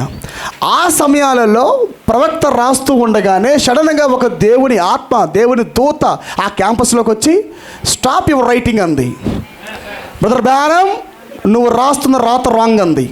అప్పుడు ప్రవక్త పక్కకి వెళ్ళిపోయి చూస్తున్నప్పుడు hand writing on the wall, గోడ మీద చేతి రాత. మేనే టేక్ ఎల్ ఫర్ సిన్. ఎలాగైతే గోడ మీద చేతి రాత వచ్చినదో దూత వచ్చి ఆయనే స్వయంగా పెన్ను పట్టుకొని రాశాడు. ఆయన తన చెయ్యి, తన వేలే పెన్ను అయి ఉన్నది.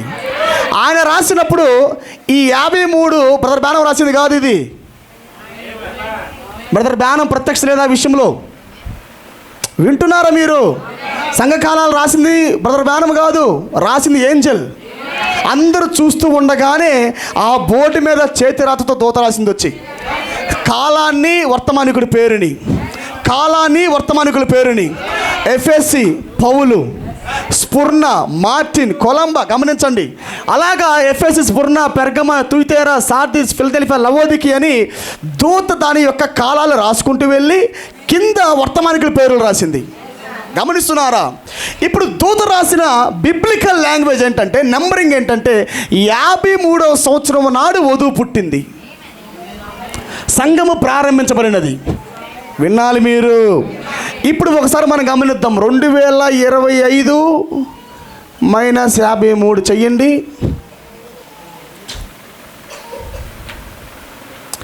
ఇప్పుడు ఉన్న కాలం 2025 మైనస్ 53. ఆమేన్. 1972. ఇప్పుడు 2000కి ఎన్ని సంవత్సరాలు ఉన్నాయి? జీవకాలం ఉంది. ఇంకా ఎంతకాలం ఉంది? ఇప్పుడు 28 సంవత్సరాలకు దేవుడు వస్తాడని కాదు నేను మాట్లాడుతుంది.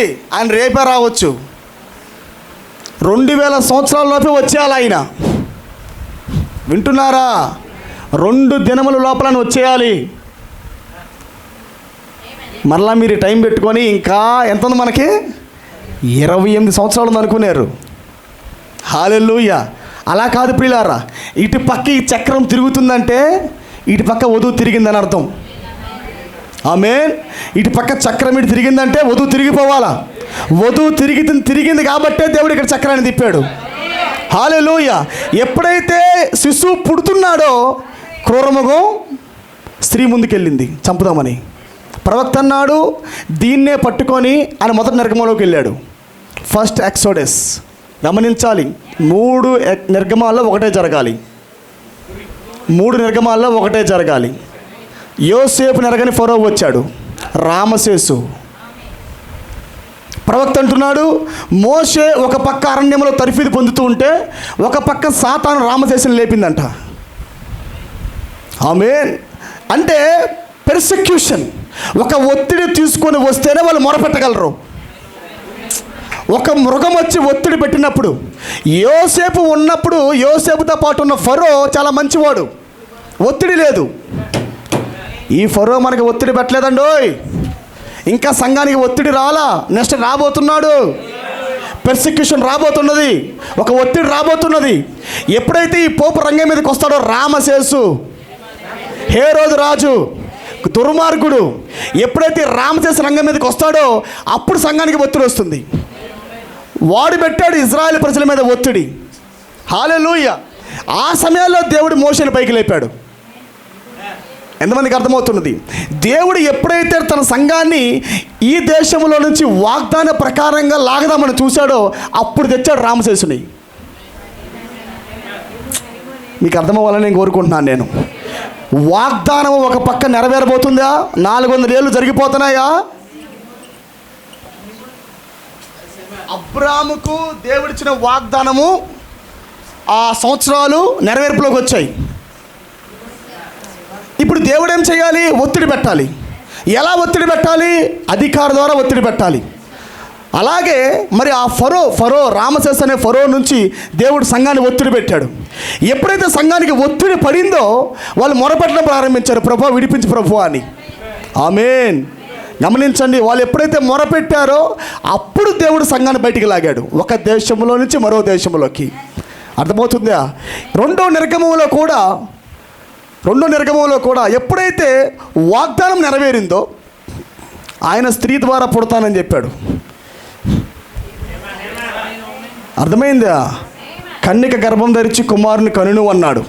ఈ వాగ్దానము నెరవేరిన తర్వాత నిశ్చయంగా శిశువును చంపుటకు పెర్సిక్యూషన్ రావాలి, ఒత్తిడి రావాలి. ఈ ఒత్తిడి వచ్చినప్పుడే మరలా ఐగుప్తులోకి ఈయన వెళ్ళాడు. ఇదంతా సూచనలు, ఇదంతా ఛాయలు ప్రియులారా. ఇప్పుడు కూడా సేమ్ అలాగే అదే రామసేసు మరలా రావాల్సి ఉన్నది, అదే హేరోదు రాజు మరలా రావాల్సి ఉన్నది. ఎందుకు వస్తాడో తెలుసా? ఇటుపక్క సంఘం ఒత్తిడిలోకి వెళ్ళాలి కాబట్టి. ఒత్తిడిలో పెట్టబడుతున్నప్పుడు మాత్రమే సంఘం ప్రార్థించి ఈ పరిమాణంలోంచి మరో పరిమాణంలోకి వెళ్ళగలదు. హల్లెలూయా. అందుకే ప్రొఫెట్ అన్నాడు, ఒత్తిడి వచ్చినప్పుడు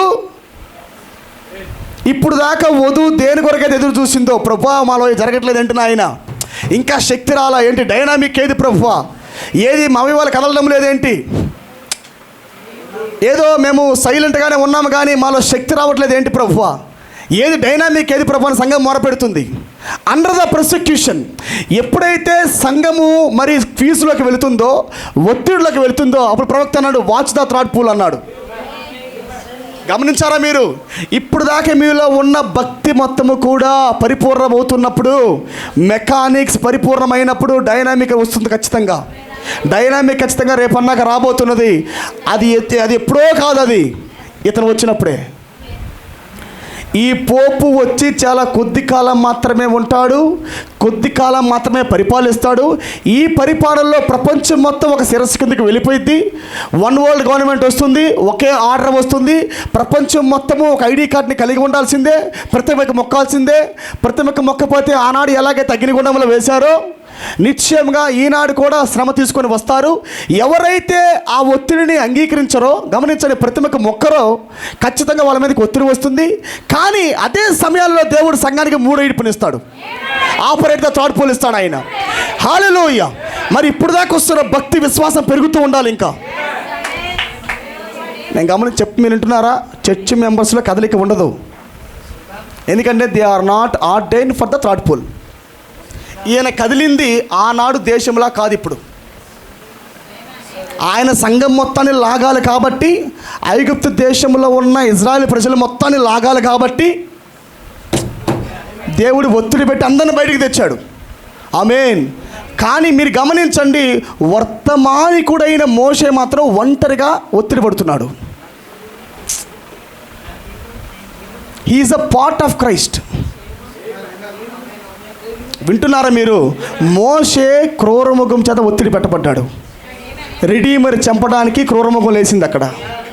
అలాగే ఈ దేశంలో నుంచి ఈ దేశంలోకి తేటానికే విమోచకుడి మీద దాడి జరిగితే, మరి ఆత్మీయమైన రాజ్యంలో నుంచి ఆత్మీయమైన ప్రపంచంలోకి తీసుకెళ్తున్న యేసుక్రీస్తు ఒత్తిడి జరిగింది అన్నాడు. జరిగిందా? అదే క్రూరముఖం మరలా ఎంటర్ అయిందా? గమనిస్తున్నారా? దేశాల మొత్తానికి మరి ఒక కార్డు మరి అక్కడ తయారు చేయబడింది. ఎవరి ఊర్లకు వెళ్ళిపోవాలని చెప్పారు. వింటున్నారా? ఎవరి ప్రాంతానికి వెళ్ళిపోవాలన్నాడు. హేరోదు ఆర్డర్ ఇచ్చాడా? మరియా వాడు ఊరికి వాళ్ళకి వచ్చేసిందా? యోసేపు సొంత ఊరికి వచ్చాడా? ఎవరి ఊరికి వాళ్ళు ప్రయాణం అయ్యారా? భారతదేశానికి వచ్చారా? అమెరికాలో ఉన్నవాళ్ళు అమెరికాలో ఉన్న వాళ్ళందరూ మన భారతీయులు తరవబడుతున్నారా? ఇప్పుడు మోదీ ఏమంటున్నాడు? డిక్టేటర్ ఏమంటున్నాడు? ఇది భారతదేశం, ఇది హిందూ దేశం, మీ దేశానికి మీరు ఎక్కడ ఉంటే వెళ్ళిపోండి రా అంటున్నాడు. అందుకే ఫోర్స్ ఇది. ఎవరి దేశాలకు వాళ్ళని తరలే సమయం ఇది. గమనించండి మీరు. ముస్లిం దేశాలకు వెళ్ళిపోవాలి. ఇప్పుడు మీరు చూడండి, కావాలంటే ఒత్తిడి రాబోతుంది. ఎవరిని ఉండనివ్వరు. అధికారపూర్వకముగా ఆల్రెడీ క్రూరముఖము తన ప్లాన్ రెడీ చేసి పరిపాలిస్తుంది. ఆల్రెడీ ఇన్విజిబుల్గా, ఎవరికి తెలియకుండా మర్మంగా ఆల్రెడీ అది జాడ పడిపోయింది. ఎవరి వారు ఊర్లకి వెళ్ళిపోయిన తర్వాత క్రూరముఖం వచ్చి ఎంటర్ అయింది అక్కడికి, యేసుని చంపుదామని. కానీ అప్పటికే కళ ద్వారా యేసు ఎత్తబడ్డాడు. ఆ ఒత్తిడి వచ్చినప్పుడే సంఘం ఎత్తబడుతుంది. హల్లెలూయా. అందుకే గమనించండి, వధువంతా ఇప్పుడు వచ్చేది కాదు. అంత క్షమించండి, సంఘం మొత్తం రాదు. ఇప్పుడు దేశం వచ్చినట్టుగా సంఘం మొత్తం రాదు. ఇప్పుడు వధువు మాత్రమే ఈ పరిచర్యకు ఆర్డైన్ చేయబడింది. ఈ ఒత్తిడి సమయంలో ఇప్పటికే ఆల్రెడీ ఆమె పరిపూర్ణమైన విశ్వాసంలో ఉంది. కానీ దేవుడు ఇంకా స్పార్క్ ఇవ్వట్లా. స్పార్క్ సమయం రాబోతుంది. ఎందుకంటే ఇది సర్వవ్యాప్తంగా జరగవలసిన ప్రక్రియ. ఇది ఒక వ్యక్తి నడుచుకుంటూ వెళ్ళేది కాదు. ఇది అర్థమైందా మీకు? ప్రపంచంలో సర్వవ్యాప్తంగా ఎక్కడైతే వధువు ఎన్నిక చేయబడిందో వారందరూ ఎత్తబడాలి ఇప్పుడు. అందుకే దేవుడు అందరికీ ఒకేసారి ఆ ఈడ్పు ప్రారంభించబోతున్నాడు. ఎట్ ఎ టైం నువ్వు ఏ ప్రాంతంలో అయినా ఉండు, ఆ సమయానికి నీకు ఆ షార్క్ వస్తుంది, ఆ స్పార్క్ వస్తుంది నీకు. అది హల్లెలూయా. ఆ వాక్యం ఇప్పుడు దాకా నీలో విశ్వాసంగా ఉంది, కానీ మేనిఫెస్టేషన్ అవ్వలా. అది ఇంకా నీకు విశ్వాసంగా పదార్థంగా ఉంది, కానీ అది ఇంకా శక్తిలోకి రాలా. కానీ రేపు శక్తిలోకి రాబోతుంది.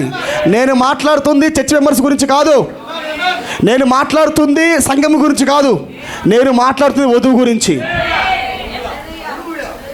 సో ఇప్పుడు జరుగుతున్న పోపు పరిచర్య, కొత్త పోపు పరిచర్య చాలా ప్రాముఖ్యమైనది ప్రియులారా. త్వరితముగా నిర్ణయాలు తీసుకోబోతున్నాడు, త్వరితముగా ఐక్యపరచబోతున్నాడు, త్వరితముగా సంఘానికి ఒత్తిడి తేబోతున్నాడు. ఎన్నికలు ఉన్న వధువు సిద్ధపడాలని నేను కోరుకుంటున్నాను. పాతే మర్చిపోండి, ఇంకా టైం వేస్ట్ కార్యక్రమాలు ఇంకొద్దు. ఇంత బయలుపరచబడిన తర్వాత కూడా, ఇన్ని ఛాయల్లో దేవుడు మనకు కనపరిచి మన కళ్ళ ముందు పెట్టిన తర్వాత కూడా మనం ఇంకా నిర్లక్ష్య దూరంతో ఉన్నామంటే మనమే ఎత్తబాటుని పోగొట్టుకుంటున్నట్టు. ఆమేన్. ఎలాగైతే ఏసావు గనక పెద్ద పట్టింపు లేకుండా ఉన్నాడు, చూసావా, జన్మ హక్కు గురించి, హక్కు పత్రం గురించి, అలాగే మనం ఉంటున్నాం. ఇంకా అర్థమైందా మీకు? ఎవరికి లేని భాగ్యం దేవుడు మనకి ఇచ్చాడు. ఈ ఒత్తిడి సమయం కొరకు సిద్ధపడదాం. దీని యొక్క చాలా ఉంది పిల్లారా. మెసేజ్ మాత్రం నేను చాలా రాసుకున్నాను. మరి దేవుని నిశ్చయముగా మరి ఆదివారం పూట ఆయన కానీ అవకాశం ఇచ్చట్లేదు, నేను చెప్తాను దీన్ని. దేవుడి చిన్న మాటలు దీవించును గాక. చిన్న ప్రార్థన చేసుకుందాము. హల్లెలూయా. నీకు స్తోత్రం తండ్రి.